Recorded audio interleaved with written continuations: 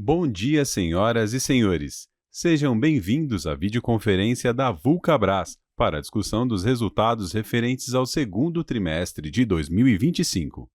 Gostaria de passar algumas instruções antes de começar. Essa videoconferência será realizada exclusivamente em português. A transcrição do evento no idioma inglês será posteriormente disponibilizada no site de RI da companhia.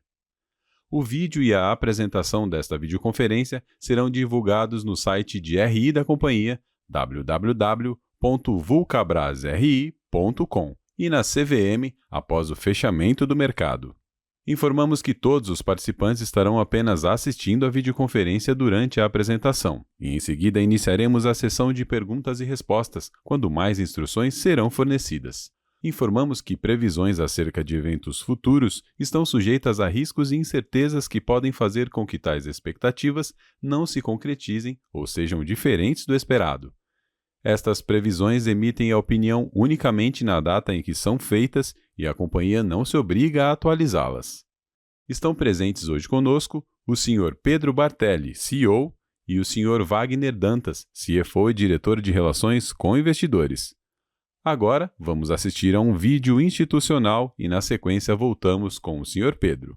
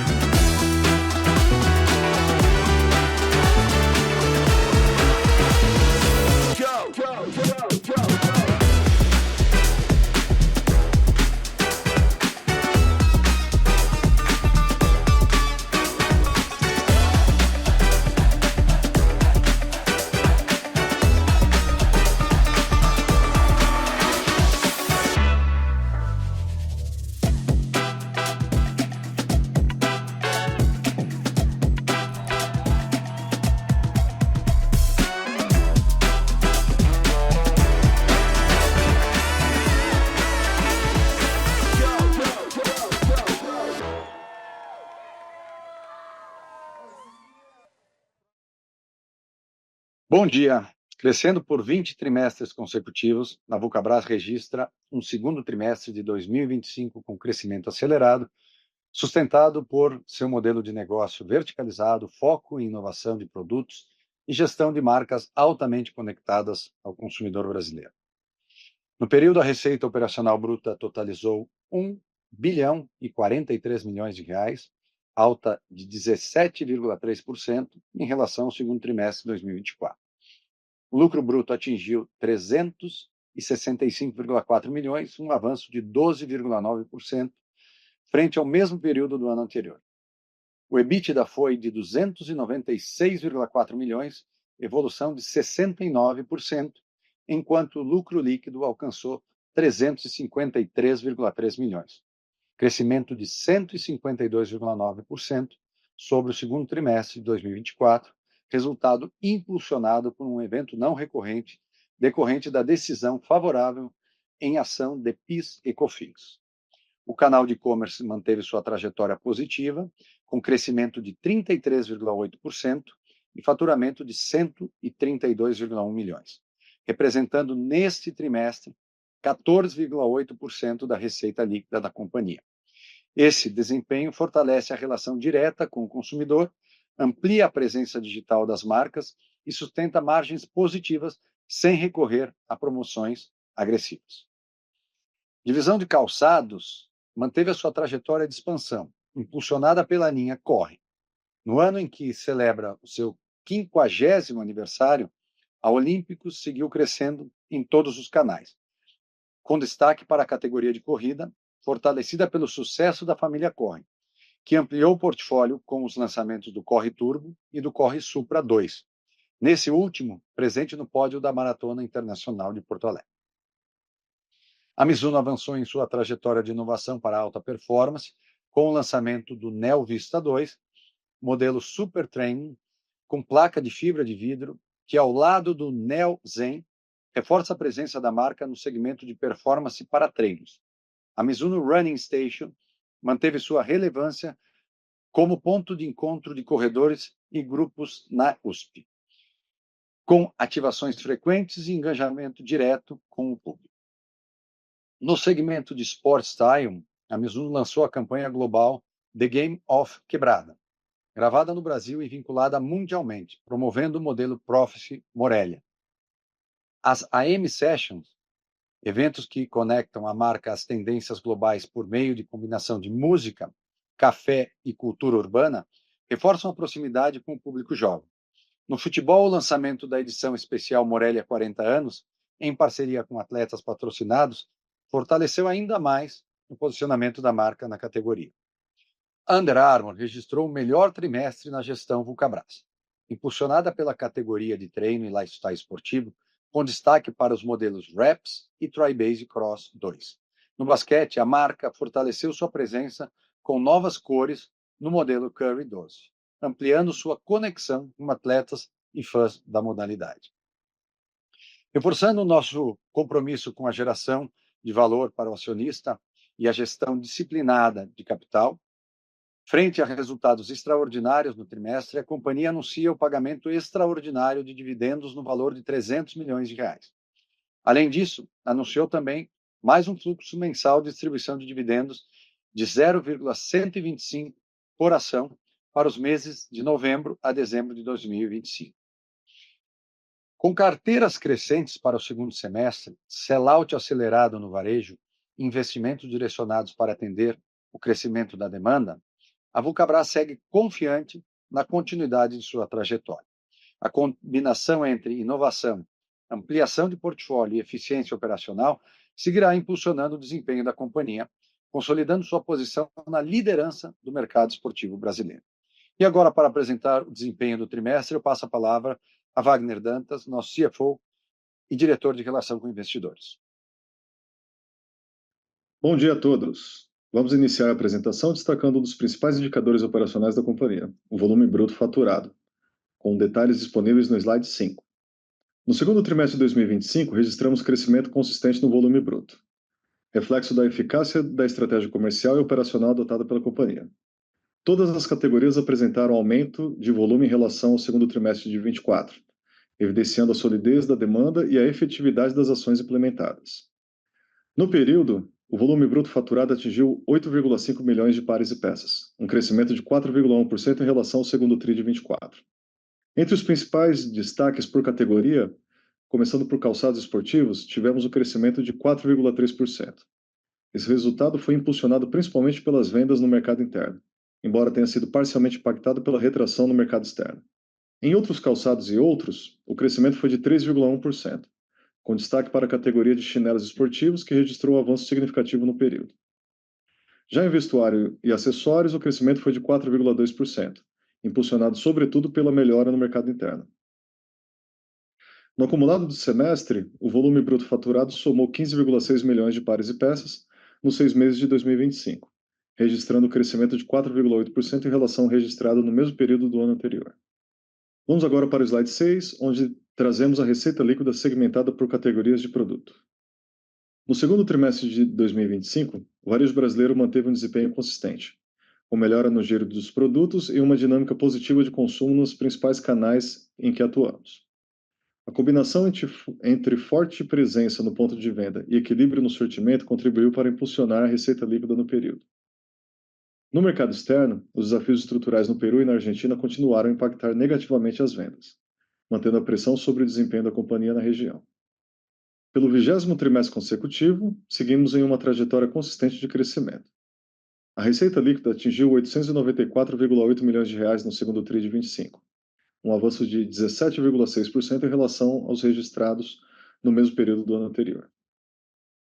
Na categoria de calçados esportivos, registramos aumento de 18,1% na comparação com o segundo TRI de 24. Esse desempenho foi impulsionado principalmente pela expansão do mercado interno, enquanto no mercado externo houve retração de receita. As 3 marcas da companhia apresentaram crescimento, impulsionadas pela complementariedade entre elas e pela eficácia na execução comercial. Em outros calçados e outros, tivemos crescimento de 16,2%, reflexo do aumento de vendas nos chinelos esportivos. Já em vestuário e acessórios, o crescimento foi de 3,6%, resultado atribuído à melhora na performance do varejo no mercado interno. Nos 6 primeiros meses de 2025, a receita líquida resultou em R$ 1.596 bilhões, 17,5% superior aos 6 primeiros meses de 2024. Passando para o slide 7, vamos detalhar a receita líquida segmentada por mercados, destacando o desempenho no cenário interno e externo. No segundo trimestre de 2025, as vendas no varejo brasileiro registraram um crescimento importante. A receita líquida no mercado interno somou R$ 861,2 milhões, um aumento de 19% em relação ao mesmo período do ano anterior. O desempenho foi impulsionado pelo crescimento em todas as categorias, com destaque mais uma vez para calçados esportivos, que apresentou um avanço expressivo frente ao segundo TRI de 24. No mercado externo, a receita líquida totalizou R$ 33,6 milhões no segundo TRI de 25, uma redução de 10,4% em relação ao mesmo período do ano passado. Apesar do desempenho positivo da operação no Peru, as exportações diretas a partir do Brasil, com foco principalmente no mercado argentino, permaneceram em retração. Avançando para o slide 8, vamos abordar o desempenho do canal de e-commerce, que segue como um dos pilares de crescimento da companhia. No segundo trimestre de 2025, o canal de e-commerce apresentou desempenho sólido, com crescimento de receita e melhora contínua na rentabilidade. Atuando de forma complementar aos demais canais, funcionou como uma extensão natural entre as marcas e seus consumidores, oferecendo uma experiência exclusiva. Impulsionado por uma estratégia focada em posicionamento digital e excelência na jornada de compra, o canal registrou receita líquida de R$ 132,1 milhões, um avanço de 33,8% em relação ao mesmo período do ano passado. Com isso, o e-commerce passou a representar 14,8% da receita líquida total da companhia, um ganho de 1,8 pontos percentuais em relação ao segundo TRI de 24, reforçando seu papel crescente no mix de canais. No acumulado do semestre, a receita líquida do canal totalizou R$ 250,5 milhões, crescimento de 42,6% sobre o mesmo período de 2024. Esse resultado elevou a participação do e-commerce na receita total da companhia em 2,8 pontos percentuais, atingindo assim 15,7% nos 6 primeiros meses de 2025. Seguindo adiante no slide 9, apresentamos lucro bruto e margem bruta. No segundo trimestre de 2025, a companhia obteve um lucro bruto de R$ 365,4 milhões, o que representa um crescimento de 12,9% em relação ao mesmo período do ano anterior. A margem bruta consolidada atingiu 40,8%, uma retração de 1,7 pontos percentuais na comparação com o segundo TRI de 24. Apesar do aumento no volume de produção e comercialização, a margem bruta do trimestre foi temporariamente impactada pelos aumentos nos custos dos produtos vendidos. O sucesso da família do Corre e a oportunidade de expandir o seu market share de forma relevante na categoria de corrida de performance trouxe consigo uma forte demanda por produtos mais técnicos e elaborados, com tempos médios de produção bem superiores aos demais. Para atender essa demanda, a companhia precisou aumentar o seu quadro de mão de obra direta de forma acelerada, um incremento bem superior ao histórico de contratações dos últimos anos. Este aumento acelerado de quadro fez com que a eficiência produtiva, principalmente na planta do Ceará, responsável pela produção da família do Corre, fosse temporariamente impactada, o que resultou em um aumento no custo dos produtos produzidos. Esse aumento de custos é encarado como um investimento estratégico para sustentar nosso crescimento. A recente contratação acelerada de colaboradores implica em um período natural de adaptação e treinamento, durante o qual a eficiência fabril é temporariamente impactada. Com a evolução do treinamento e o ganho de experiência, esses índices tendem a retornar aos patamares anteriores. No acumulado do semestre, o lucro bruto foi de R$ 647,3 milhões, aumento de 14,9% sobre os 6 primeiros meses de 2024. A margem bruta nos 6 primeiros meses de 2025 foi de 40,6%, ficando 0,9 pontos percentuais inferior à obtida no mesmo período do ano anterior. Avançando para o slide 10, vamos apresentar as despesas relacionadas às vendas. No segundo trimestre de 25, as despesas relacionadas com vendas, propagandas e a perdas estimadas em créditos de liquidação totalizaram R$ 156,7 milhões, o que representou um crescimento de 14,5% em relação ao mesmo período do ano anterior. Desconsiderando os investimentos em propaganda, as despesas diretamente ligadas à atividade comercial e a gestão de risco de crédito somaram 107 milhões de reais, representando um aumento de 10,4% frente ao registrado no segundo TRI de 24. Quando comparadas à receita líquida, essas despesas representaram 12%, uma redução de 0,7 pontos percentuais em relação ao mesmo trimestre do ano anterior. Nos 6 primeiros meses de 2025, registrou-se despesa com vendas, excluindo propaganda, de 205,5 milhões de reais, um acréscimo de 14,1% em comparação aos 6 primeiros meses de 24. A participação das despesas com vendas sobre a receita líquida atingiu 12,9%, uma redução de 0,4 pontos percentuais em relação ao apresentado nos 6 primeiros meses de 2024. Indo agora para o slide 11, vamos detalhar as despesas relacionadas com propaganda e marketing, analisando sua evolução no trimestre e os principais fatores que contribuíram para essa movimentação. No segundo trimestre de 2025, os investimentos em propaganda e marketing somaram 49,7 milhões de reais, crescimento de 24,3% sobre o segundo TRI de 24, refletindo a intensificação das ações de comunicação e posicionamento de marca. Em relação à receita líquida, representaram 5,6%, um avanço de 0,3 pontos percentuais frente ao mesmo período do ano anterior. A Olímpicos manteve forte presença nas principais provas de corrida do país, conquistando pódios expressivos na Maratona Internacional de São Paulo, na Maratona de Porto Alegre e em outros eventos de destaque, reforçando liderança e performance. A marca também lançou modelos como Supra 2 e Corre Turbo, ampliando o portfólio da família do Corre e fortalecendo seu posicionamento no segmento de corrida. A Mizuno avançou nas frentes de corrida, lifestyle e futebol, com lançamentos como o Neo Vista 2 e ativações no Mizuno Run Station, além da campanha internacional The Game of Quebrada. Já a Under Armour registrou seu melhor trimestre no Brasil, impulsionada por lançamentos como Curry 12 e Infinity Elite 2, com ativações que reforçaram sua presença no treino basquete lifestyle esportivo. No acumulado do semestre, as despesas com propaganda e marketing somaram 85,2 milhões de reais, crescimento de 26,2% sobre os 6 meses de 24. Com participação sobre receita líquida, foi de 5,3%, um avanço de 0,3 pontos percentuais frente ao mesmo período do ano anterior. Seguindo para o slide 12, vamos tratar das despesas gerais e administrativas. No segundo trimestre de 2025, as despesas gerais e administrativas totalizaram 60,1 milhões de reais, um aumento de 40,7% em relação ao mesmo período do ano anterior. Esse valor foi impactado por um evento não recorrente, o reconhecimento de créditos de PIS e COFINS, obtidos por controladas em ações judiciais, que elevou o montante contábil reportado no período. Excluindo esse impacto, as despesas gerais administrativas representaram 5,7% da receita líquida no trimestre, alta de 0,1 pontos percentuais frente ao segundo TRI de 24. As principais variações vieram de despesas com aluguéis em função da abertura de novos pontos de venda, de gastos com pessoal devido aos reajustes salariais definidos em acordos coletivos e de encargos adicionais decorrentes da reoneração da folha de pagamento. No acumulado do semestre, as despesas gerais e administrativas totalizaram 104,1 milhões de reais, crescimento de 29,8% sobre os 6 primeiros meses de 24. Em relação à receita líquida, a participação aumentou 0,6 pontos percentuais no período. Excluindo o efeito não recorrente, o total foi de 94,8 milhões de reais, alta de 18,2% frente ao mesmo período de 2024. Seguindo agora para o slide 13, discutiremos o resultado financeiro e a dívida líquida, destacando os principais fatores do trimestre e os efeitos sobre a estrutura de capital da companhia.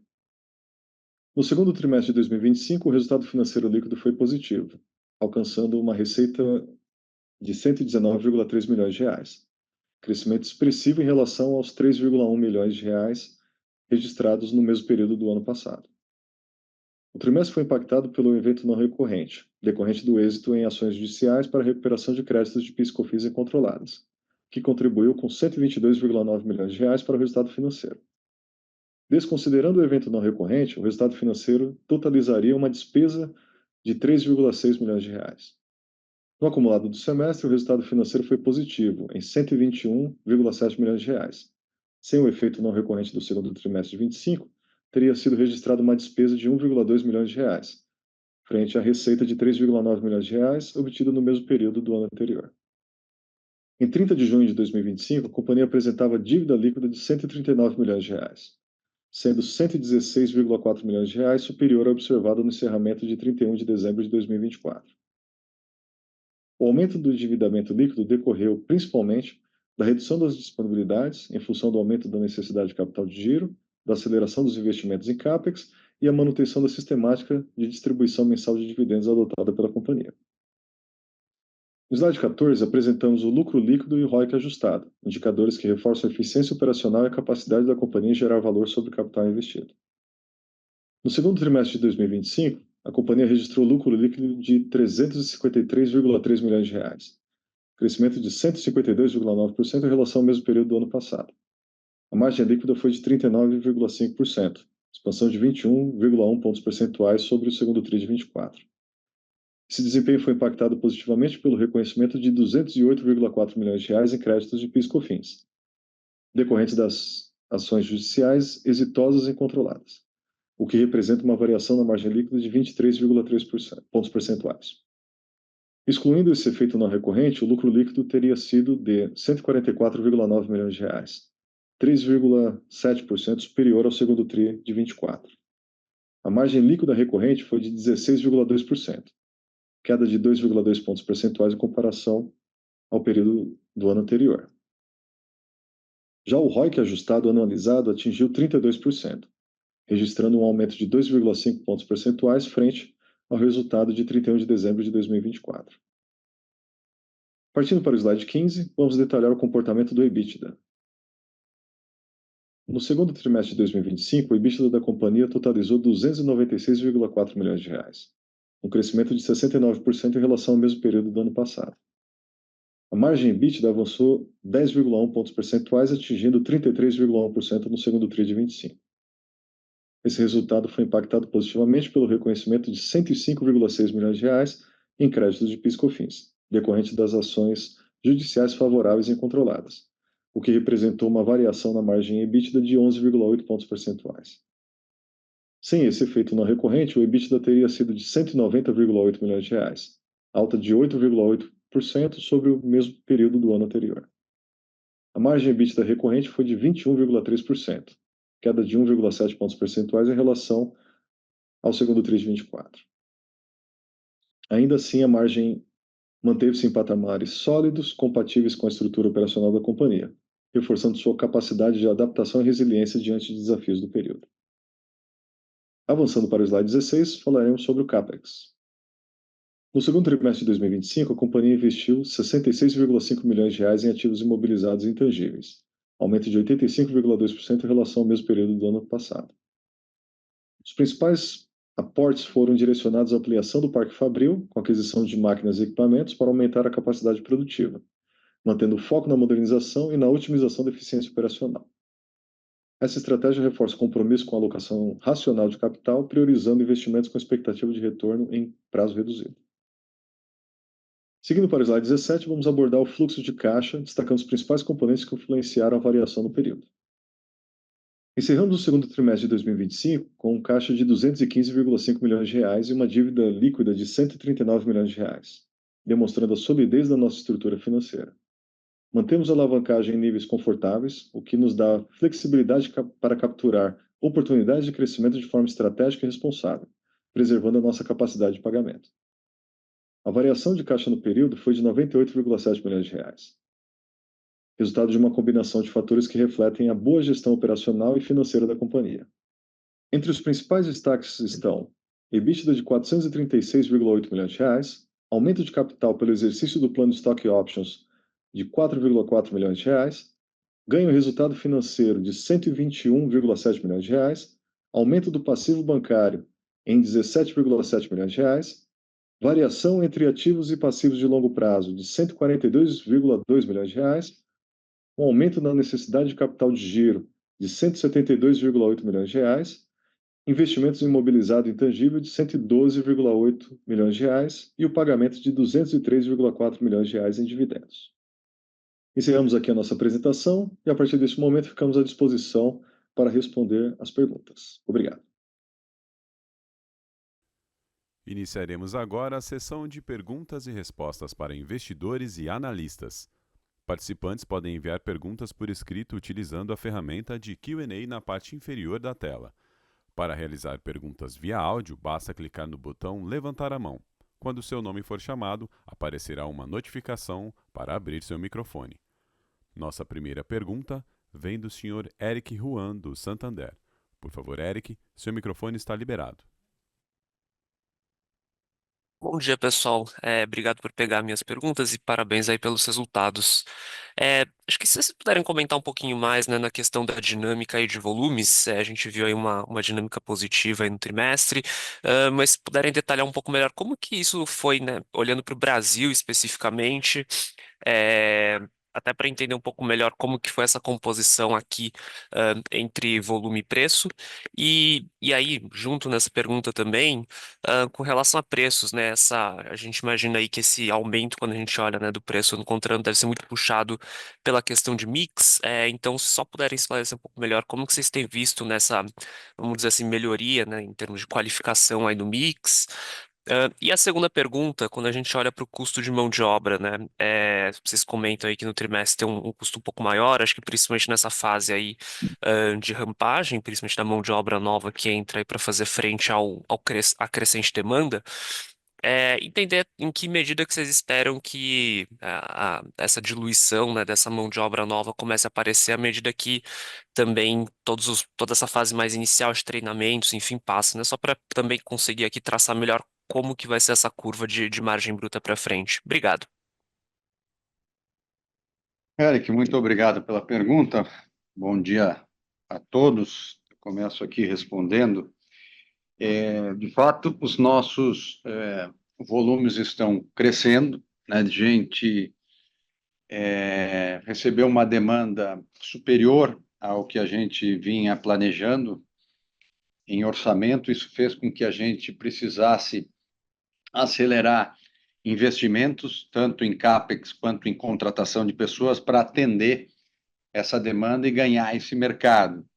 A gente já vem crescendo há 20 trimestres consecutivos, mas esse trimestre foi o trimestre de maior crescimento. Então, uma tendência da empresa seguir crescendo. Nós estamos num momento que eu considero aqui um pouco fora da curva, realmente, porque nós entramos no segundo semestre com as carteiras do ano praticamente todas elas feitas. Então, a gente tem uma previsibilidade de terceiro e quarto trimestre com os pedidos em casa.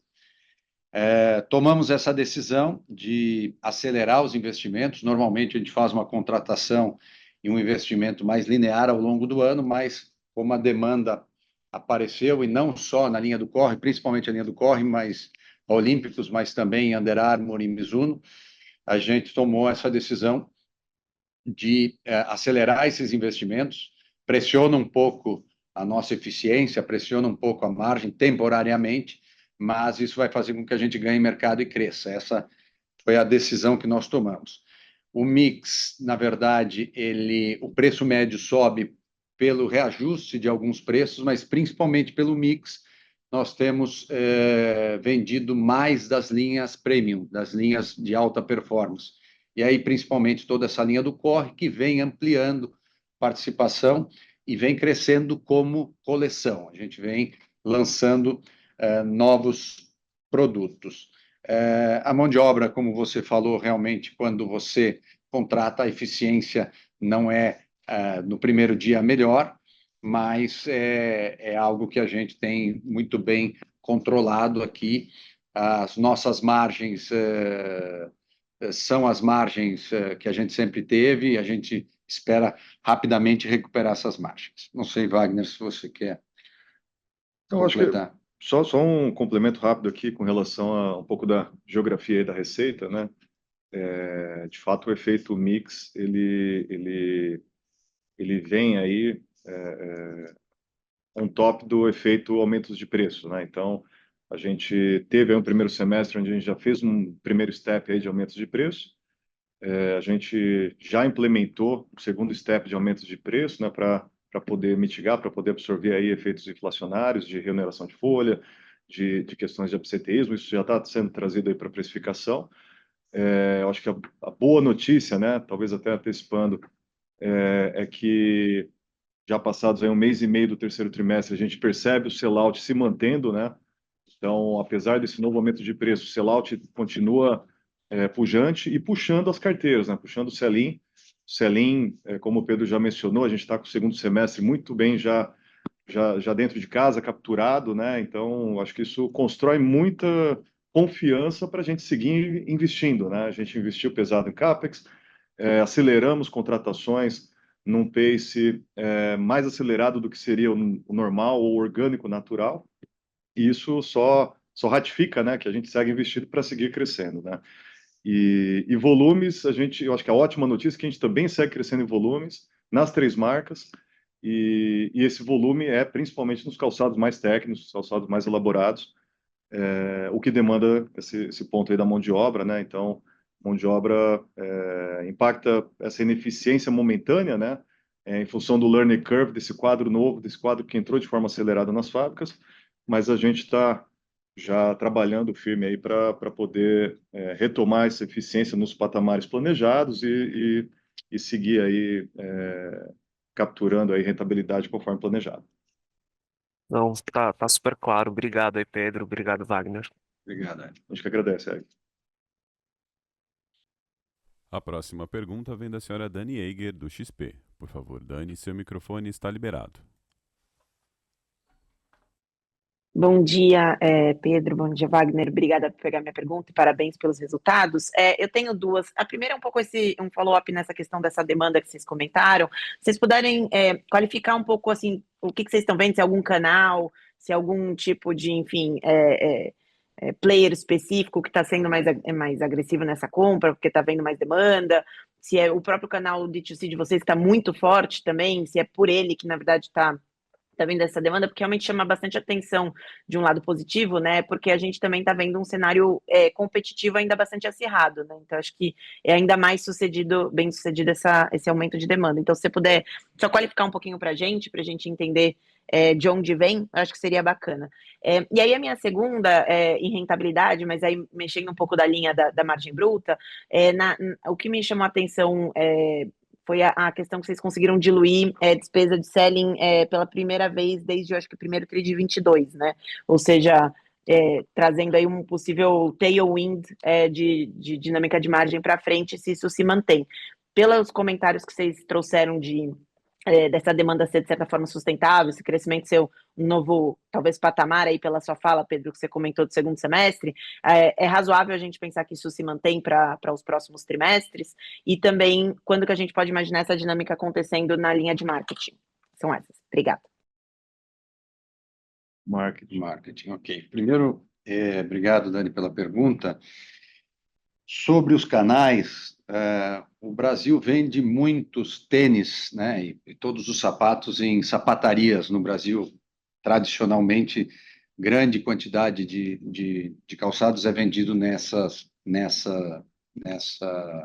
meios de venda, que são as sapatarias, que normalmente não vendem roupa também. Isso é um pouco um problema que a gente tem no Brasil. Tem poucas lojas de esporte que fazem uma exposição que mostre toda a proposta da marca. Mas, dito isso, o crescimento vem de uma sapataria pelo crescimento das nossas vendas e ampliação da nossa coleção, mas vem principalmente em dois pontos. Um, o e-commerce nosso, que você mesmo citou, a gente cresce mais de 30% nesse trimestre, e nas lojas especializadas, a gente vem crescendo porque a gente vem implementando linhas de produto que não participavam das lojas especializadas, principalmente da Olímpicos.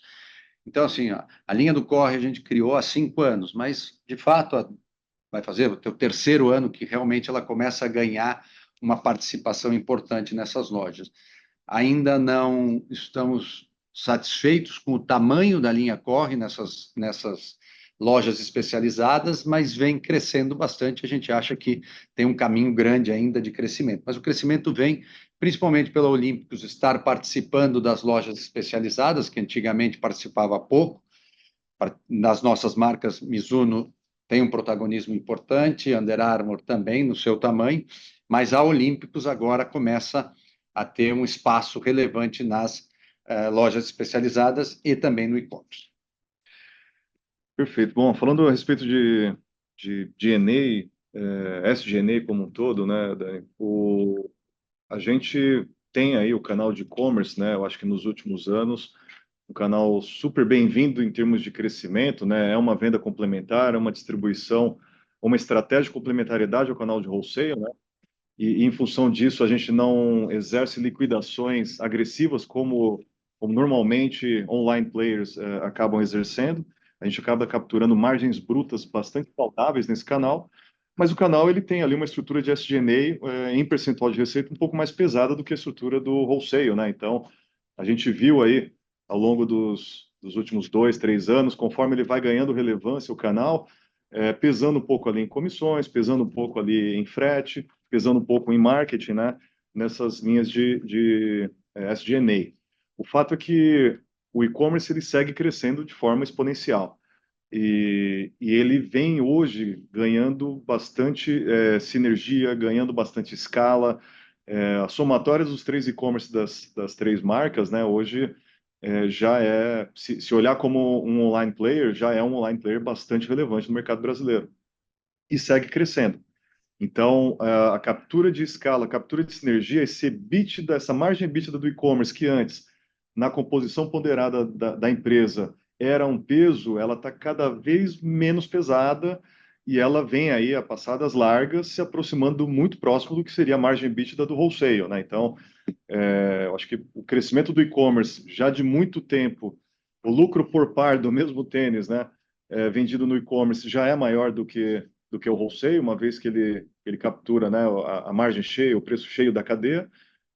Mas agora a margem EBITDA também, né, a rentabilidade daquele mesmo par dividido pelo preço final de PDV direto ao consumidor, ela também já está aí chegando muito próximo, se equiparando ao do wholesale.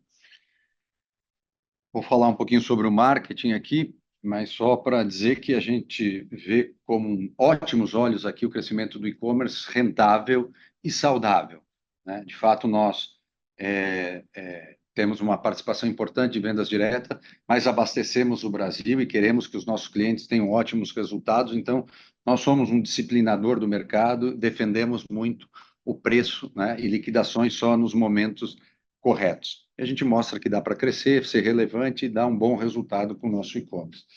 No que diz respeito ao marketing, esse ano a gente percentualmente tem aumentado um pouco, temporariamente, na minha visão, o marketing.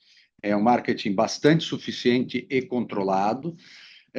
Aumentamos porque a Olímpicos faz 50 anos e nós programamos uma quantidade de corridas, de eventos com a marca e divulgação da marca um pouco maior. Esse patamar, a partir do ano que vem, percentualmente diminui. Isso não quer dizer que o valor vai diminuir, mas percentualmente sim. E os investimentos estão muito alocados em marketing de performance, também para o e-commerce, mas muito em relacionamento com a comunidade de corrida, proximidade com os corredores, eventos proprietários. É um marketing muito mais direcionado e muito mais próximo. Dá muito mais trabalho, mas ele é muito efetivo. Hoje a gente vê que as nossas marcas têm não só consumidores, mas têm fãs também, principalmente olímpicos, né? A comunidade de corrida tem abraçado a marca e isso tem gerado ótimos resultados para a gente. Excelente, super claro. Parabéns pelos resultados. Obrigado pelas respostas. Obrigado a você. Obrigado, Dani. Bom dia. A próxima pergunta vem do Sr. Victor Rogatz, do Itaú BBA. Por favor, Victor, seu microfone está liberado. Bom dia, Pedro, Wagner, todo o time Vulcabras, obrigado. Eu só tenho uma aqui. Assim, levando em consideração a captação que vocês fizeram, né, e o pagamento caixa do dividendo ali no terceiro tri, eu imaginaria que a alavancagem de vocês sobem um pouquinho sequencialmente. A minha dúvida é a seguinte, né, queria entender até qual patamar de alavancagem vocês se sentem confortáveis em operar daqui para frente, e se essa política de dividendo ali mensal de 34 milhões, a gente pode esperar que ela continue ao longo de 26 também. Obrigado, pessoal. Obrigado, Rogatz, pela sua pergunta. Sim, essa captação que a gente fez recentemente, né, agora no mês de julho, e uma distribuição logo na sequência, né, vai trazer uma alavancagem, mas a gente continua aí seguindo com um balanço extremamente desalavancado, né? Se a gente fizer aqui um cálculo pro forma, a gente está falando aí de 0,6, 0,7 vezes EBITDA, né? Então, ainda é uma alavancagem muito pequena, que mantém, né, o balanço da empresa, eu acho que com uma baixíssima exposição, né, a um serviço de dívida muito pesado, a todos os ofensores aí macroeconômicos que um balanço alavancado está exposto hoje, né? E continua também deixando a Vulcabras com um balanço pronto para reagir em qualquer movimento inorgânico que oportunisticamente possa aparecer, pronto para reagir em qualquer necessidade de investimento acelerado que precise ser feito, né? Então, a gente continua com bastante oxigênio e bastante leveza, né, para tomar qualquer decisão e agir de forma bastante rápida, tá? Eu acho que falando, né, para expectativa de dividendos para o ano que vem, assim, ainda está bastante cedo, né, para a gente traçar ou cravar algum prognóstico, né? Ainda tem muito a ser evoluído e discutido, mas eu acho que a princípio tudo mais constante, né, na situação atual macroeconômica, tributação e todos os elementos, a gente deve sim manter dividendos, talvez mensais, talvez extraordinários. Isso eu acho que ainda a ser discutido e definido junto ao Conselho. Perfeito, pessoal. Obrigado. Obrigado. Obrigado.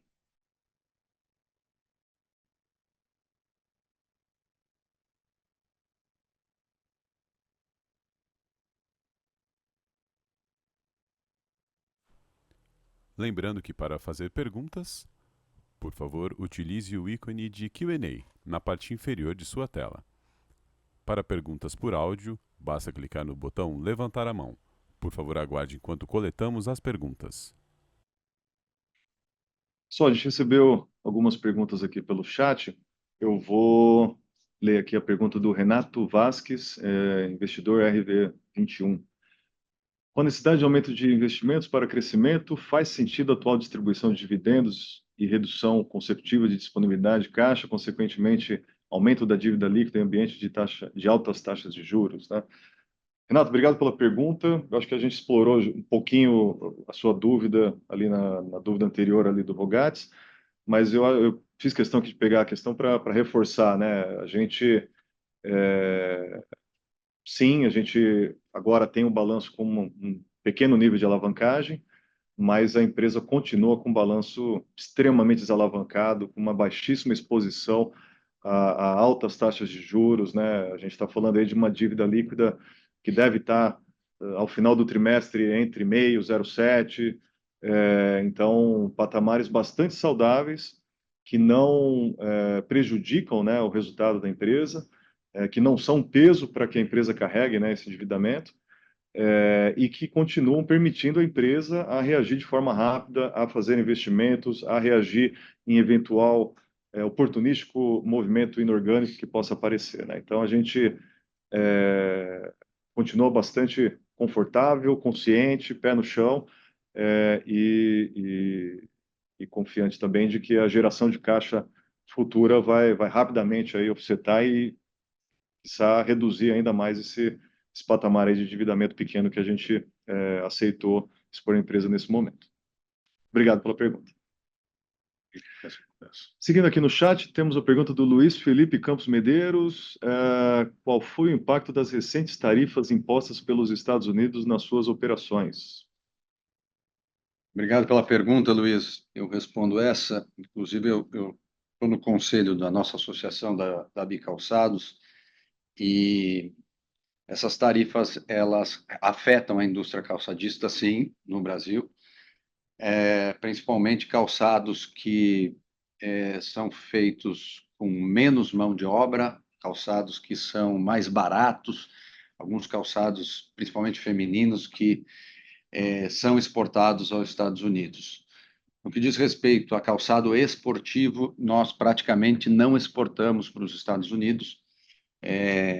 O Brasil é um país que tem muita produtividade na produção de calçado esportivo, mas não competitividade em custos para competir com o mercado asiático que abastece os Estados Unidos. Então, não é relevante, até muito pequena a nossa exportação para os Estados Unidos, isso não vai nos afetar praticamente em nada hoje em dia.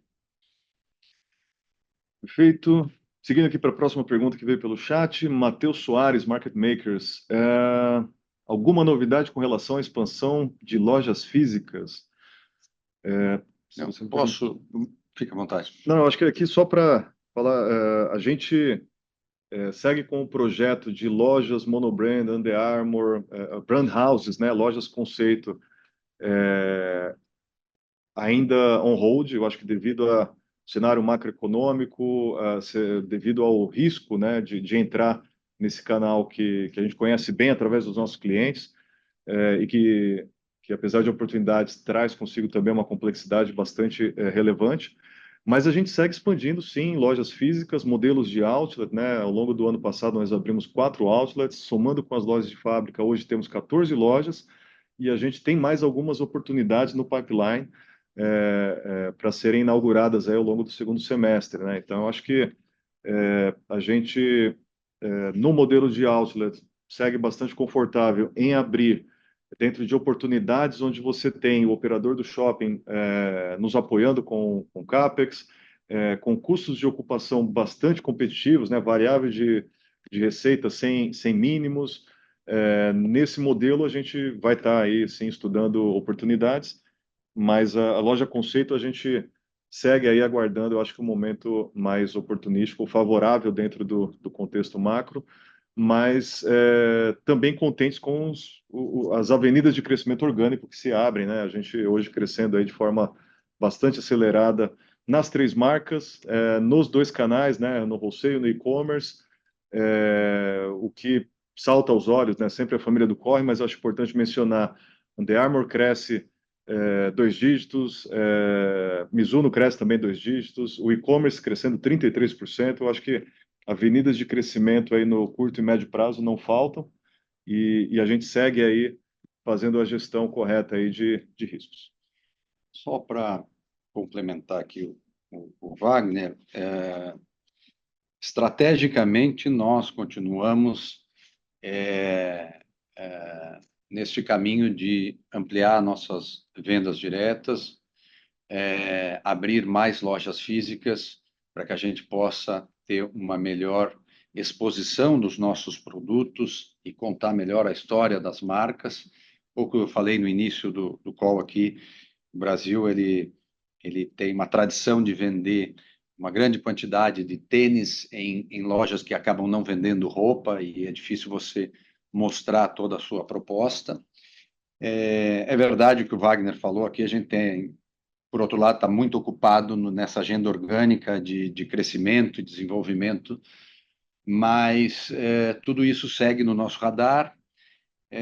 Para ser bastante sincero, a gente sempre falou aqui que a gente tem estudado montar uma estrutura, e ela está sendo montada, já existe, mas está sendo ampliada para cuidar dessas poucas lojas, mas também existia a possibilidade de alavancar um pouco isso e trazer alguma solução pronta e fazer algum crescimento um pouco maior. Isso, infelizmente, se esfriou muito com as incertezas do nosso país, políticas e econômicas, os negócios acabaram esfriando um pouco, mas tem uma visão de que, talvez no final desse ano, mas principalmente no ano que vem, vai começar a ter uma nova rodada aí de conversas e pode ser que a gente consiga alavancar um pouco essa quantidade de vendas diretas através de lojas físicas. Independente disso, a gente está montando a nossa estrutura aqui, trazendo pessoas, especialistas e planejando essa abertura de lojas. Começaria, de fato, pelas lojas monomarca da Under Armour, porque a Under Armour, não sei se vocês sabem, mas 80% da venda da Under Armour são roupas. A Under Armour nasceu na roupa. Nós aqui no Brasil, tradicionalmente, vendemos muito calçados e somos especialistas em desenvolver calçados, criar as ferramentas e produzir. Então, a gente deve ser o país que mais vende volume de pares de tênis Under Armour no mundo, comparado com roupas. Até porque a gente desenvolve e cria esses produtos. Mas tudo isso está no radar, é uma visão de complementariedade para que a gente possa ter as marcas cada vez mais fortes. Bom, obrigado, Matheus, pela pergunta. Seguindo aqui na próxima pergunta que o Alan, da Evolve Capital, nos mandou como deveria ser o efeito caixa dos créditos tributários capturados agora no segundo TRI de 25. Alan, obrigado pela pergunta. A gente teve aí o trânsito julgado, né, dessa ação na controlada Vulcabras Bahia. A gente reconheceu agora no segundo trimestre, a gente já deu início, né, ao processo de habilitação. Agora tem um trâmite ali natural da Receita Federal para realizar a habilitação dos créditos. Então, logo os créditos sejam habilitados, a gente já começa a entrar aí no ciclo de compensação. A gente tem uma expectativa bem positiva, né, de transformar esses créditos em caixa logo. Não é algo que vai ficar aí no nosso balanço ad eterno ou tentar ou nos forçar a estudar outros caminhos, né? A gente pretende sim seguir aí com compensações, transformando esses créditos em caixa tão logo seja possível. Obrigado pela pergunta.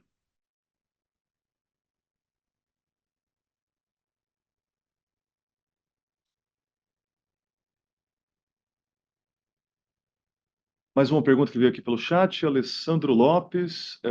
Bom dia, parabéns pelos resultados. Olhando para frente, família do Corre é um sucesso, mas qual o próximo passo para podermos diversificar o portfólio? Alessandro, obrigado pela pergunta. De fato, essa agenda orgânica nossa, ela tem vários passos sendo estudados para frente.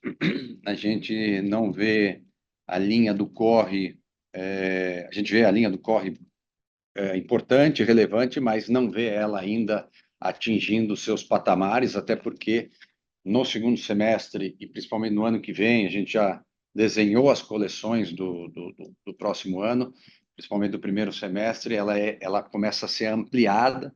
Então, principalmente o sucesso dos produtos acaba gerando, eu chamo aqui de filhos, porque acaba tendo produtos um pouco mais simples para ter melhor preço e acaba tendo produtos mais elaborados para ter uma linha cada vez mais completa.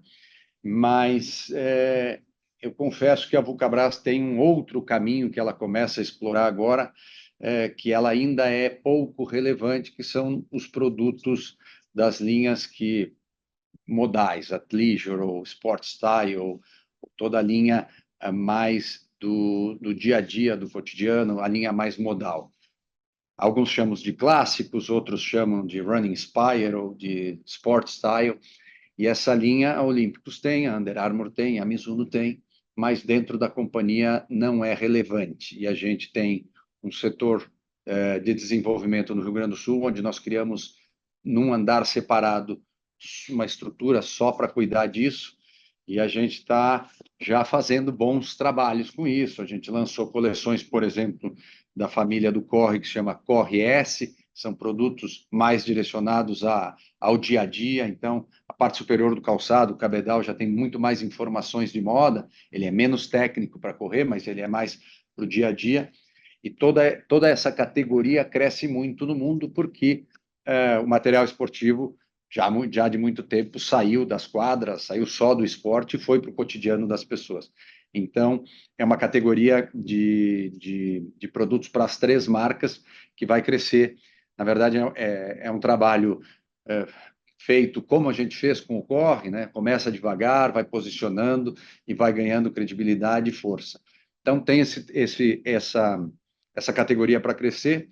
Na roupa, que depende muito das vendas diretas ao consumidor, também a nossa relevância é pequena, então tem um caminho grande para crescer, mas está muito bem endereçado, novas coleções, novos produtos, e felizmente aqui a gente vê a empresa bastante madura e com os investimentos feitos, principalmente os investimentos feitos nos últimos anos e esses que nós estamos fazendo agora, nos coloca numa posição de poder produzir qualquer tecnologia esportiva em grandes quantidades, com muita eficiência, com os processos todos controlados, o que me mostra para frente que a gente vai conseguir rentabilizar bastante esses investimentos, criando um pouco mais de estabilidade depois desse crescimento rápido de contratações. Vemos com ótimos olhos criar produtos ainda mais elaborados. A gente tem pretensões aí com a Olímpicos, inclusive, de fazer produtos, e vamos lançar, alguns já estão até prontos, e vamos lançar no final do ano, mas produtos que a gente acredita que possam disputar dentro de uma faixa de ser produtos mais técnicos que existem no mundo. Então, é um portfólio grande que a gente está implementando. A gente estuda muito, tem muita inteligência de mercado para lançar os produtos. Dificilmente a gente erra, lógico que a gente erra, mas normalmente os produtos todos lançados têm uma vida útil normal. Dificilmente a gente cancela produtos. Um grande problema do nosso setor é lançar algum produto que não funcione, que não gire no ponto de venda, que tenha que recolher ou que não rentabilize o investimento feito em matrizes, etc. Infelizmente, a gente tem acertado muito isso com muito estudo. Então, tem um caminho grande para crescer. Obrigado pela pergunta. Lembrando que para fazer perguntas, por escrito, utilize o ícone de Q&A. Para perguntas por áudio, utilize o ícone de levantar a mão. Por favor, aguarde enquanto coletamos as perguntas.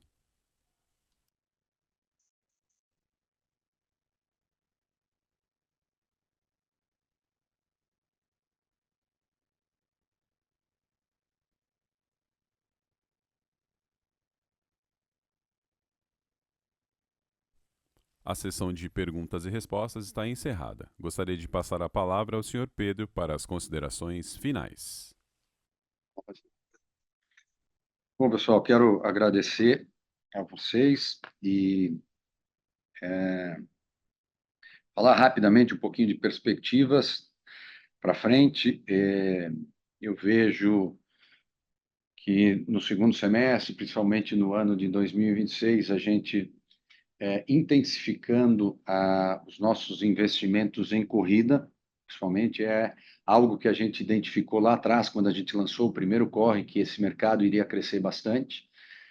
Nós temos para lançar no final do ano, que vai permear ao longo do ano de 2026, coleções novas de produtos nacionais desenvolvidos por nós para as categorias de corrida de alta performance da Mizuno, que nós tínhamos poucos produtos aí, agora a gente vai ter uma coleção completa.